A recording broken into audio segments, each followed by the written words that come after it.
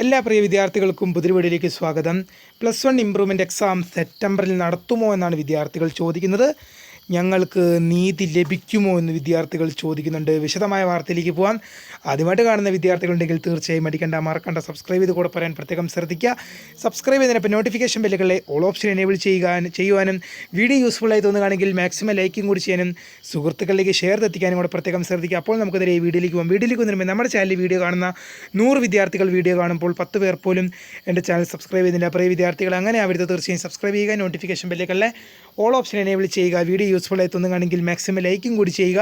സുഹൃത്തുക്കളിലേക്ക് ഒന്ന് ഷെയർ എത്തിക്കാനും കൂടെ പ്രത്യേകം ശ്രദ്ധിക്കുക. അപ്പോൾ നമുക്കതിരെ ഈ വീഡിയോയിലേക്ക് പോകാം.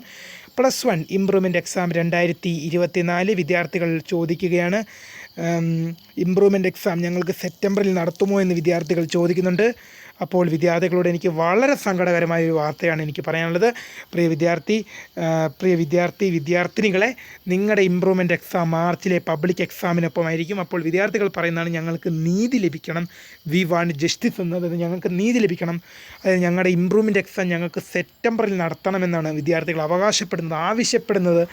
അപ്പോൾ എനിക്ക് വിദ്യാർത്ഥികൾ പറയാനുള്ളത്, മാർച്ചിൽ ഇംപ്രൂവ്മെൻറ്റ് എക്സാം നടത്തുന്നത് കൊണ്ട് ഒരു വിദ്യാർത്ഥിക്ക് ഗുണമല്ല ഉണ്ടാകാൻ പോകുന്നത്, ദോഷമാണ് ഉണ്ടാകാൻ പോകുന്നതെന്നാണ് എൻ്റെ വ്യക്തിപരമായ അഭിപ്രായമാണ് ഞാൻ പറയുന്നത്. അല്ലാതെ ഞാൻ എന്ത് ചെയ്യുന്നതല്ല, ഒരു നിയമത്തിനെതിരായിട്ട് സംസാരിക്കുന്നതോ സർക്കാരിനെതിരായിട്ട് സംസാരിക്കുന്നതോ വിദ്യാഭ്യാസ വകുപ്പിനെതിരായിട്ട് സംസാരിക്കുന്നതൊന്നുമല്ല. എൻ്റെ വ്യക്തിപരമായ അഭിപ്രായം മാത്രമാണ് ഞാൻ പറയുന്നത്. ഇംപ്രൂവ്മെൻറ്റ് എക്സാം സെപ്റ്റംബറിൽ നടത്താണ്ടിരുന്നാൽ അത് വിദ്യാർത്ഥികൾക്ക് തിരിച്ചടിയാണ്. കാരണം മാർച്ചിൽ നിങ്ങളുടെ പ്രാക്ടിക്കൽ എക്സാം വരും, മോഡൽ എക്സാം വരും, +2 പബ്ലിക് എക്സാം വരും. +2 practical exam, +2 model exam, +2 public exam നിങ്ങൾ അഭിമുഖീകരിക്കേണ്ടി വരും. ആ സമയത്ത് തന്നെ, ആ മണിക്കൂറുകളിൽ തന്നെ നിങ്ങൾ എന്ത് ചെയ്യേണ്ടി വരും? ഇംപ്രൂവ്മെൻറ്റ് എക്സാം നിങ്ങൾ എഴുതേണ്ടി വരും. അതാണ് നിങ്ങൾക്ക് സംഭവിക്കാൻ പോകുന്നത്. ഇംപ്രൂവ്മെൻറ്റ് എക്സാം നിങ്ങൾ ആ പരീക്ഷയുടെ സമയത്ത് എഴുതേണ്ടി വരും.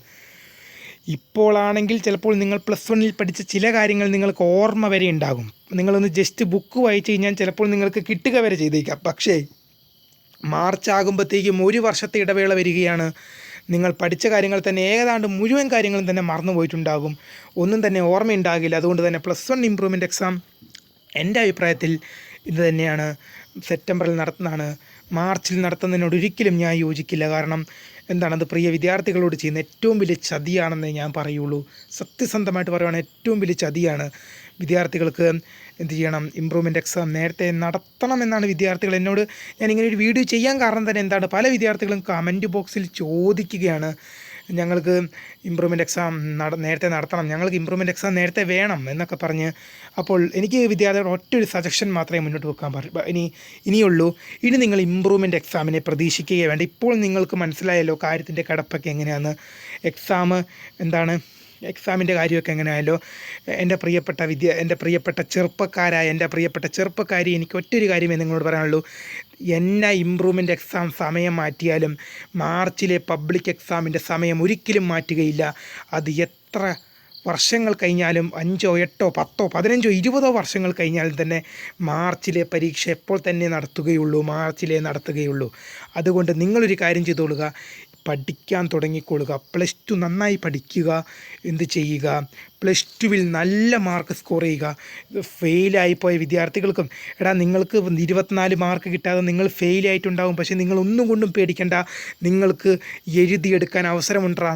നിങ്ങൾക്ക് +2 പരീക്ഷയിൽ 48 എഴുതിയെടുത്തു കഴിഞ്ഞാൽ നിങ്ങൾക്ക് +1 മാർക്ക് പുല്ലാടാ. +1 മാർക്കിനോട് പോകാൻ പറ. +1 മാർക്ക് പുല്ലാണ്. നിങ്ങൾ +2 48 വീതം നിങ്ങൾ പഠിച്ച് എടുക്കുകയാണെങ്കിൽ നിങ്ങൾ +2 ജയിക്കുമ്പോടാ. +1 മാർക്ക് ഒരു പ്രശ്നമല്ല. കാരണം +1ഉം +2ഉം കൂടെ കൂടിയിട്ടാണ് 48 വേണ്ടത്. അപ്പോൾ നിങ്ങൾ സെക്കൻഡ് ഇയറിൽ തന്നെ 48 മാർക്ക് എഴുതിയെടുക്കുകയാണെങ്കിൽ നിങ്ങൾക്ക് ഇംപ്രൂവ്മെൻറ്റ് എക്സാം നിങ്ങൾക്ക് വെറും പുല്ല, നിങ്ങൾക്ക് സുഖമായിട്ട് തന്നെ ജയിച്ചു പോകാം. വിദ്യാർത്ഥികൾക്ക് നീതി ലഭിക്കുമോ എന്ന് ചോദിക്കുന്നുണ്ട്. നീതി ലഭിക്കുമോ ഇല്ലയോ എന്നുള്ളത് നമുക്കൊരിക്കലും, അതെപ്പോഴും ഒരു ചോദ്യചിഹ്നമായിട്ട് അവിടെ കിടക്കുകയാണ്. ലഭിക്കുമെന്നും പറയാം, ലഭിക്കാതിരിക്കുകയും ചെയ്യുമെന്ന് പറയാം. ലഭിക്കുകയും ചെയ്യാം, ലഭിക്കാതിരിക്കുകയും ചെയ്യാം. ലഭിക്കുമോ എന്നുള്ള ചോദ്യത്തിന്, വിദ്യാർത്ഥികൾക്ക് നീതി ലഭിക്കുമോ എന്നുള്ള ചോദ്യത്തിന് മറുപടി പറയേണ്ടത് സർക്കാരും പൊതുവിദ്യാഭ്യാസ വകുപ്പുമാണ്. അതിന് കാരണമെന്ന് പറയുന്നത്, വിദ്യാർത്ഥികൾ ആവശ്യപ്പെടുന്നത് ഇംപ്രൂവ്മെൻറ്റ് എക്സാം നേരത്തെ നടത്തണമെന്നാണ്. ഞാൻ ഈ പറഞ്ഞതെല്ലാം സർക്കാരിനെതിരായിട്ടോ വിദ്യാഭ്യാസ വകുപ്പിനെതിരായിട്ടോ ഒന്നുമല്ല. ഞാൻ എൻ്റെ വ്യക്തിപരമായ അഭിപ്രായമാണ് ഞാൻ പറഞ്ഞത്. ഇമ്പ്രൂവ്മെൻ്റ് എക്സാം നേരത്തെ നടത്തണം എന്നുള്ളത്. അപ്പോൾ വീഡിയോ ഇഷ്ടപ്പെട്ടാൽ ലൈക്ക് ചെയ്യുക, ഷെയർ ചെയ്യുക, സബ്സ്ക്രൈബ് ചെയ്യുക. അപ്പോൾ പുതിയ വീഡിയോ കാണാം. അതുവരേക്കും bye. My name is Kariya, the founder of Kariya for tech, the career guidance. Thank for watching.